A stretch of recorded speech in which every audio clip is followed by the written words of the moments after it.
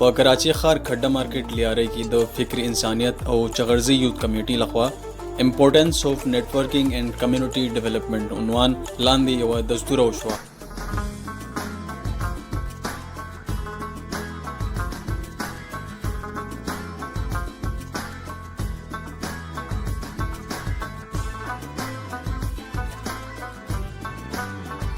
دستوره کې د دواړو تنظیمونو غړو او نورو یو شمیر خلکو ګډون وکړو.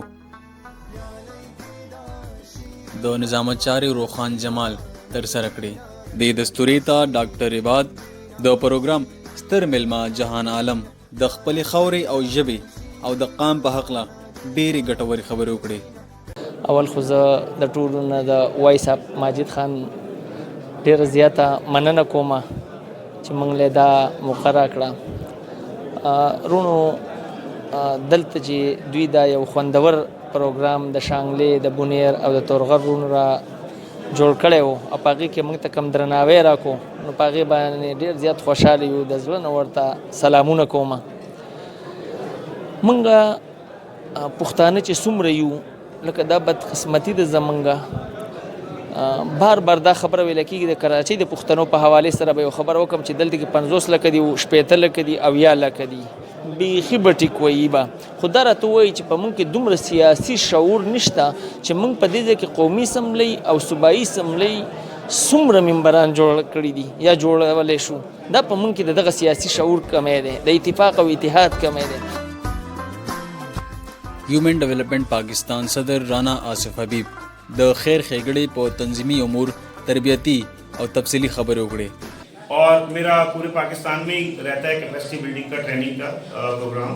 تو انشاءاللہ جیسے جیسے وقت ہوا کرے گا اور سر سے کوارڈینیٹ کر کے ادھر آئیں گے تاکہ آپ کی تنظیم منظم ہو، مربوط ہو اور ایک مسلسل ایک ویژن کی طرف جائے تاکہ جب ہم 1 سال کے بعد ادھر کھڑے ہوں تو ہمارے پاس ٹرینڈ لوگ ہوں آپ کی کمیونٹی کے جو کمیونٹی کے مسائل کے حل کے لیے اپنا کردار جو ہے ادا کر سکیں. سیاسی و سماجی شخصیت د پښتو ژبې یو ډیر ښه لیکوال شاعر د پښتو ادبي جرګې صدر ښاغلی طارق زمان چغرزي د خپلو خیالاتو اظهار څه په دې رنګ وکړو.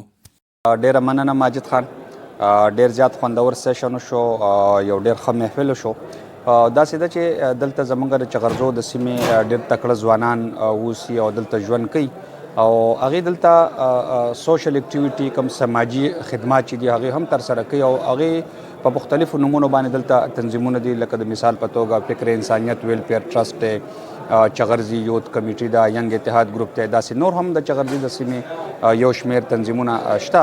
خو زه به دا ویم چې هغه روایتي تنظیمونه دي او موږ لا د روایاتو نه لږ بل شان تل پکار دي. کوم چې جدت راغلی دی په سماجي تنظیمونو کې هغه داسې دی چې موږ سره د ریکارډ او زه ډېره دا خبره کوم چې موږ پښتانه مړي خوښوو. زموږ دا تنظیمونه موږ دې لپاره جوړ کړي چې دلته به مړی کېږي او هغې له به موږ ایر با ایر ټکټ الو، هغې له به لواحقینو له به مطلب د امداد ورکوو. نو داسې نه ده.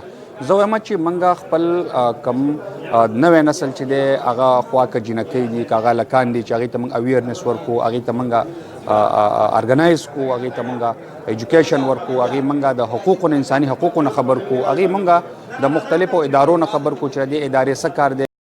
چیئرمین فکر انسانیت ویلفیر ټرست سید محمد چغرزي چې د څه تعارف محتاج نه دی، د مستحق او د غریب ولس دپاره د دوی ډیر لوی خدمات دي چې د ستاینې وړ دي.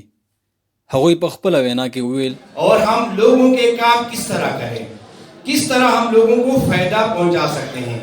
اس کے بعد جب میرا رابطہ ڈاکٹر عباد صاحب سے ہوا تو انہوں نے بھی یہی سوچا کہ میں جہان عالم یوسف زئی صاحب سے رابطہ کرتا ہوں کہ وہ بھی ہمارے اس پروگرام میں آ جائیں کیونکہ ان کا بھی ایک سوچ ہے، ایک مشن ہے.